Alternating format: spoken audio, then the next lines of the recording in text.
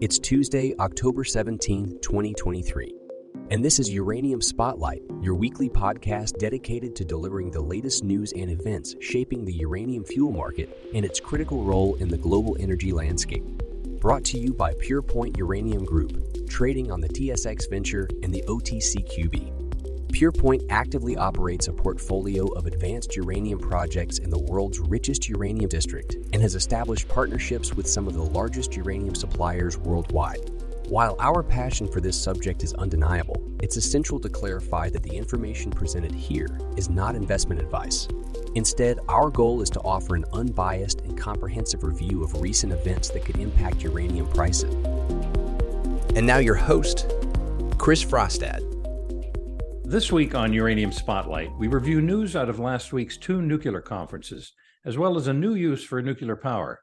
We have an update on France's improving nuclear situation, and we'll report on Orano's new Mongolian deal to lessen reliance on Nigerian and Kazakh uranium. But first, last week's uranium prices. Last week, the uranium spot price leveled off, opening and closing the week at $69 US per pound U3O8. The spot seems reluctant to cross the line into incentive prices necessary to start turning mines back on. Spot activity was slow most of the week, but noticeably picked up on Friday, including conclusion of a fund's RFP. Price movements over the week were limited and only saw a slight upward move on Wednesday and Thursday as bid interest increased marginally. Yet price slipped back to where it began on Friday based on transactions. On the long-term front, markets were generally quiet last week with no reported new formal demand or contract awards. Nonetheless, utilities continue to advance both formal and off-market evaluations. At the end of September in Paris, the OECD's Nuclear Energy Agency held its Roadmap to New Nuclear conference, which included 20 countries from around the world, all committing to greatly expanding their nuclear capability in view of a looming threat of climate change. The IAEA also concluded its nuclear energy conference last week in Vienna, which centered on creating a level playing field for nuclear energy in the fields of both policy and financing. Both conferences focused heavily on the challenges of financing new reactors. As the OECD NEA's head, William Magwood, reported, historically, financing of nuclear reactors has been tricky. Where one government may decide to build a reactor, another government may get elected a few years later and decide to suspend construction, thinking it's too expensive or environmentally unsound. Now, however, most of the world's political parties on both sides of the aisle have been lining up behind nuclear as one of the best tools for fighting climate change. The OECD's conference, says Magwood, was both a response to being left unsure as to how to proceed after the UN Climate Change Conference in 2021, and a bit of a preparatory meeting for the next one in Dubai starting November 30th, where countries are looking to demonstrate their forward planning for getting to net zero by 2050. Most countries are looking to make heavy reductions in CO2 emissions by 2030 to help them get to those 2050 goals. At the IAEA conference, the conference's president, Ambassador Hamad Akabai of the UAE, said we must continue to push for a level playing field for nuclear energy in terms of policies and access to financing, which can allow the technology to benefit from similarly favorable conditions that helped to deploy renewable energy technologies over the last decade. Also at the IAEA conference, International Energy Agency Executive Director Faith Barole noted in her opening remarks that nuclear is not keeping pace with other technologies for producing clean electricity, and remembered that 20 years ago, Europe, for instance, was producing 30% of its power from nuclear sources, whereas soon the number will fall to just 15%, unless policy changes are made.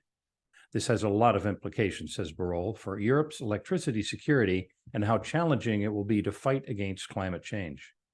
Also noted by the IAEA was that nuclear energy was useful in the sectors of transport, industry, and heating buildings. Nuclear can be used to produce hydrogen, which can fuel low-carbon transport trucks and can be used to produce heat for industrial purposes such as making concrete and steel. The IAEA last year announced the Atoms for Net Zero initiative, and this year partnered with the World Nuclear Association to start the Net Zero Nuclear Initiative.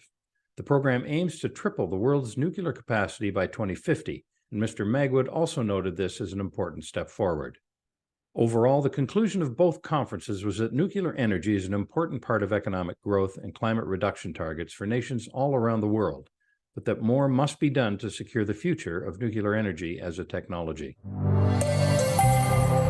The U.S. government has announced a plan to provide companies from around the United States, including reactor operators Xcel Energy and Constellation Energy, with up to $1 billion in funding for the creation of hydrogen production facilities. Hydrogen can be used for many different applications, including the production of fertilizer, the production of green energy, and producing heat for industrial processes, including the production of glass and steel. Reactors can produce massive amounts of heat necessary to produce electricity, and this can also be used to produce hydrogen fuel. The government has established 7 different hydrogen hubs around the United States, including the Heartland Hub in Minnesota, Wisconsin, the Dakotas, and Montana, where Xcel is based, and will use its reactors and other renewable energy sources to produce hydrogen. Constellation is based in Baltimore, and the Mid-Atlantic Hub, which will be focused more specifically on producing hydrogen from nuclear sources. Other countries and other companies are also looking at the production of hydrogen from their reactors. Bruce Power in Ontario, Canada, has recently announced a plan to look at producing this important fuel with help from companies Kinetrix and Fuel Cell Energy. With the number of apparent uses and the ability to use pre-existing reactors to produce it, hydrogen is an emerging technology that's worth keeping an eye on. Following up on last week's story, EDF announced this past week that French nuclear output for September was at 26.9 terawatt-hours, up nearly 50% compared to September last year, and total nuclear generation in France was up 11.5% for the first 9 months of the year. EDF also noted that its production expectations were unchanged, with total production in 2023 still expected to be 300 to 315 terawatt-hours. However, there was still some volatility in the French power market this past week when workers at EDF's Belleville 2 nuclear power plant briefly went on strike. Although the state of things seemed to be getting better in the French energy market, the day-to-day situation remains fluid. In corporate news, France's Orano has secured a significant $1.7 billion French-Mongolian uranium mining deal, granting rights for commercial production in Mongolia's Gobi Desert around 2028. This deal aids Orano in diversifying its uranium supply, reducing dependencies on Niger and Kazakhstan. It also aligns with France's renewed focus on nuclear energy. Mongolia stands to become the world's 7th largest uranium producer, meeting 4% of global demand. Orano's strategic approach, involving an upfront payment and dividends for Mongolia, secured the pact, enhancing Mongolia's mineral exploitation prospects. The government retains a 10% equity stake, while the fate of the remaining 24% is uncertain, potentially setting a precedent for future mining deals. Political backing suggests a smooth ratification process in Mongolia's parliament, as both the president and prime minister support the deal. The lesson for investors is to consider geopolitical risks in mining investments, as strategic alliances can influence access to vital resources. Beyond uranium, the French offer technology and exploration assistance, enhancing Franco-Mongolian economic relations. And that wraps up your Uranium Spotlight coverage for this week. For more news and events from the world of uranium, please tune in next week to Uranium Spotlight. You've been listening to Uranium Spotlight, your weekly podcast dedicated to delivering the latest news and events shaping the uranium fuel market and its critical role in the global energy landscape.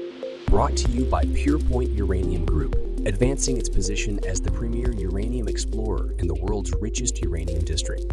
Join us again next week for Uranium Spotlight.